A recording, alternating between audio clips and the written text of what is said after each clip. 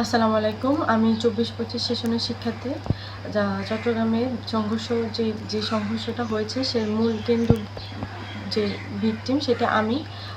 মূল শুরু হয়েছিল মূল কাহিনী শুরু হয়েছিল আমার থেকে। আমি আমাকে নিয়ে যে কুৎসা রটনা ছড়ানো হচ্ছে সেটা ক্লিয়ার করতে আমি আজকে সবার সামনে স্টেটমেন্ট দিতে আসছি। আমি সত্যটা সবার সামনে তুলে ধরতে চাচ্ছি।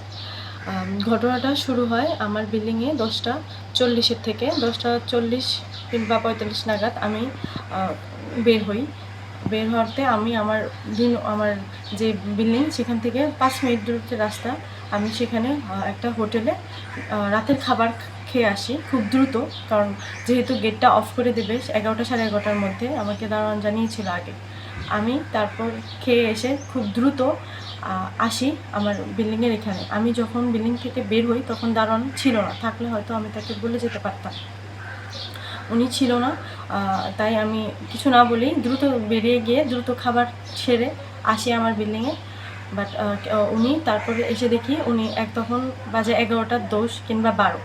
এসে আমি বিল্ডিংয়ে আমি নিচে গেটে অনেক ধাক্কাধাক্কি করি, বলি প্রথমে ভালোভাবে শান্তভাবে যে কেউ আঙ্কেল আমার দরজাটা খুলে দেন, আমি বাইরে আছি, আমার দরজাটা খুলে দিন, আমি ভিতরে ঢুকতে পারবো।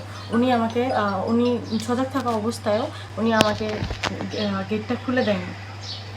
দেন আমি আমার দুজন রুমমেটকে ফোন করি, ওদেরকে বলি নিচে এসে যেন দাঁড়ানো আমাকে বলে আমাকে গেটটা খুলে দেওয়ার জন্য, আমি বাইরে আটকা পড়েছি। দেন ওরা এসে দাঁড়ানো আমাকে বলে, বাট উনি বলে যে উনি আমাকে ঢুকতে দেবে না, আমি যেন অন্য কোথাও চলে যাই। আমার রুমমেটটা তখন তাকে বলে যে একটা মেয়ে মানুষ আঙ্কেল, ও ফার্স্ট টাইম এই কাজটা করছে, হয়ে গেছে, এখন ওকে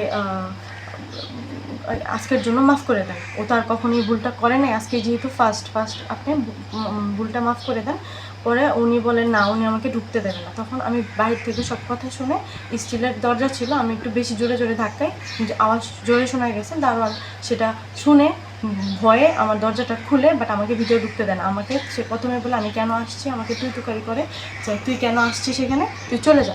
আমি বলছি আপনার এসব কী ব্যবহার। আমিও আমার গলার টিউনটা বড় করে ফেলি। আমি বলি যে আপনি কেন আমার সাথে এসব ব্যবহার করতেছেন, আমি তো এরকম কাজ আগে করিনি, আমার ফার্স্ট টাইম ভুল হয়ে গেছে, আজকের মতো অন্তত আমাকে ভিতরে ঢুকতে দেন। কিন্তু উনি আমার কোনো কথাই শুনে না। তারপর আমি ঢুকতে যাই। আমি আমার বডি ঢোকার মানে গেটে ঢুকতে গেছি, তখন দারোয়ান আমাকে পিছন থেকে মানে ওই দরজা সহ আমাকে অনেক সজোরে ধাক্কা দেয়। আমি তখন অনেক ব্যথা পাই। দেন আমার রুমমেটটা চিল্লায় ওঠে যে কেন এরকম আমার সাথে তাই সে করতেছে। আমি তারপর নিজের শরীরে শক্তি দিয়ে গেটের ভিতরে ঢোকার পরে ওনাকে আমি বলছি আপনি কি ব্যাপারটা ফাইজলামে পাইছেন, আপনি কেন আমার সাথে এসব করতেছেন, একটা মেয়ের গায়ে এত রাতে কেন আপনি হাত দিতেছেন। তারপরে উনি রাগারাগি করে যে কেন আমি বাইরে ছিলাম। আমি বলছি যে আমি বাইরে ছিলাম, আমার তো কখনো হয় নাই, ফার্স্ট টাইম হয়েছে, আমি খাইতে গেছি। কিন্তু উনি আমার কোনো কথাই বুঝতে চায় না। আমিও আমার গলার টিউনটা একটু বড় করে ফেলি, ওনার সাথে আমার অনেক জোরে কথা কাটাকাটি হয়। তো এক পর্যায়ে উনি আমার গলার টিউন বেড়ে যাওয়ার কারণে উনি আমার গালে সজোরে চাপার নিচে একটা থাপ্পড় মারে। তখন আমি অনেকটা স্তব্ধ হয়ে যাই, মানে আমি বুঝতে পারি না আমার সাথে কী হয়েছে। তারপরে উনি সাথে সাথে আমার বুকে কয়েকটা কিল মারে। তখন আমার রুমমেটের পিছন থেকে আমাকে অনেক বাঁচানোর ট্রাই করে, বাট ওনার মারামারি উনি ঠিকই চালায় যায়। নিজেকে বাঁচানোর জন্য আমি ওনাকে আটকাই, বাট উনি কোনোভাবেই থামতেছিল না। তখন উনি আমাকে আমার তলপেট বরাবর বাম পাশে একটা লাথি মারে। তখন আমার বিল্ডিংয়ের অপোজিট বিল্ডিংয়ে একটা ভাই আছে, উনি সব কিছু অবজার্ভ করতেছিল। দেন এখন তিনি যখন শুনে অনেক জোরে চিল্লাচিল্লি হচ্ছে, তারপরে উনি আসে আর দারোয়ানকে আটকায়, কলারে আটকায়। উনি দারোয়ানকে গালি দিয়ে বলে কেন একটা মেয়ের গায়ে উনি হাত দিতেছে। তারপর সাথে সাথে আমাদের গলির প্রত্যেকটা বিল্ডিংয়ের মানুষ নামে, সব মুরব্বীরা নেমে যাওয়ার পর সবাই ওনাকে ধরে যে কেন উনি একটা মেয়ের গায়ে হাত দিচ্ছে। এর মাঝখানে আমার আরেকটা রুমমেট এসে দেখে যে উনি আমাকে ঘুষি দিচ্ছে আমার বুক বরাবর। তো আমি তখন সেটা বুঝতে পারি না। আমাকে মারার পর আমি কিছুটা স্তব্ধ হয়ে যাই। আমি তখন ঘটনাটা অবজার্ভ করতে আমার একটু সময় লাগে। তারপর সব মুরব্বীরা এসে আমাকে বলে যে এরকম কি হয়েছে বা কী। আমি তখন হয়তো বা ঘটনাটা বলি, আমার রুমমেটরা সবাই বলে, আমার রুমমেটটা আমাকে বাঁচানোর ট্রাই করে, বাট উনি কন্টিনিউসলি ওনার মানে হাত চলতে থাকে। তো এইসব বলার পরে উনি বলতেছে যে না আমি কোনো মারামারি করি না। উনি একদম পুরো অস্বীকার করতেছে যে উনি মারামারি করে না, বাট ওই যে ভাইয়াটা দেখছে সব কিছু, উনি সব কিছু বলছে সবাইকে। তারপর মুরব্বীরা বলে যে আজকে এটা এখানেই থাক, ম্যানেজারকে ফোন করে, বাসার ম্যানেজারের। ও আমার বাসার কোনো বাড়িওয়ালা ছিল না, বাড়িওয়ালা ছিল বিদেশে। ওনাকে যখন আমি বলতাম বাড়িওয়ালার নাম্বার দিতে, উনি বলতো বাড়ির দায়িত্ব সম্পূর্ণ ওনার হাতে। উনি শুধু আমার সাথে না, বিল্ডিংয়ের বেশিরভাগ মেয়ের সাথে উনি অনেক খারাপ বিহেভ করতো। বাহিরে জুতা রাখা নিয়ে, দেন ময়লা ফালানো নিয়ে অনেক খারাপ বিহেভ করতো। আমরা কিছু বলতাম না, উনি বুড়া মানুষ, এর জন্য ওনাকে আমরা কোনো কথাতে কোনো দাম দিতাম না, বলতাম যে ঠিক আছে, উনি বলতেছে, উনি বুড়া মানুষ, বলতেই পারে।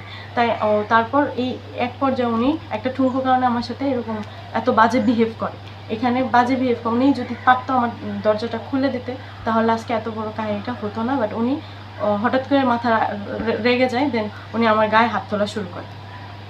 তারপরে আমি মুরব্বীরা বলে যে 10টা মানে আগামীকাল 10টা, ঘটনা যেদিন ঘটছে এরপরের দিন 10টা বাজে উনি আমাকে মানে সেফটি দেবে, ওনাকে নিয়ে একটা বিচার বসবে।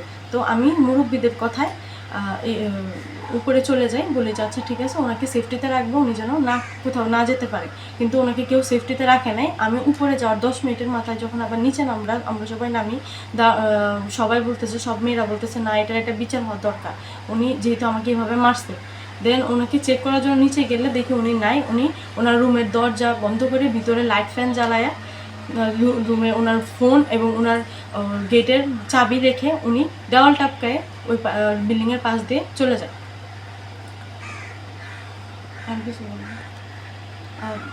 দেওয়াল টপকানোর সময় আমাদের কিছু সিনিয়র ভাইদের কানে চলে যায় যে আমার গায়ে হাত তোলা হয়েছে। দেন আমার ওই 2 নং গেটের ওইখানে অনেক ভাইয়েরা আসার পরে ওনাকে ধরতে যায়। ওনারা নিজস্ব চোখে দেখে যে ওনারা দারোয়ান পালায় যেতেছে। দেন ওনাকে ধরতে গেলে উনি ধস্তাধস্তি করে ওখান থেকে পালায় যায়। তারপর সিনিয়র ভাইয়েরা আসে, আমাকে সব কিছু জিজ্ঞাসা করে, সব কাহিনী জানতে চায়। দেন যে কাহিনী জেনে আমাকে ভিতরে সেফটিতে রেখে ওনারা যায় দারোয়ানকে ধরতে। দেন দারোয়ান ওখানে স্থানীয়দের সাথে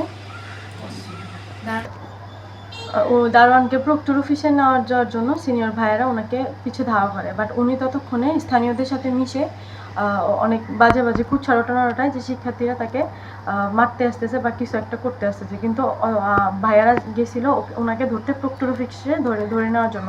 সেদিক দিয়ে প্রক্টর অফিসেও ফোন দেওয়া হয়েছে, সব দিক দিয়ে ফোন দেওয়া হয়েছে, কেউ ফোন ধরেনি, কেউ ফোন তোলেও নি। এই জন্য ভাইয়েরা নিজেরা ওই ইয়াকে ধরে নিয়ে, দারোয়ানকে ধরে নিয়ে চাচ্ছিল প্রক্টর অফিসে সরাসরি নিয়ে যেতে। তো আমি আপনাদের সামনে পুরো সত্য ঘটনাটা তুলে ধরলাম। আমি চাই আমি সহ সবার একটা নিরাপত্তা চাই, আমি সহ আমার সকল ভাই বোনদের একটা নিরাপত্তা চাই এবং এই ঘটনাটার সুষ্ঠু একটা বিচার চাই। আসসালামু আলাইকুম।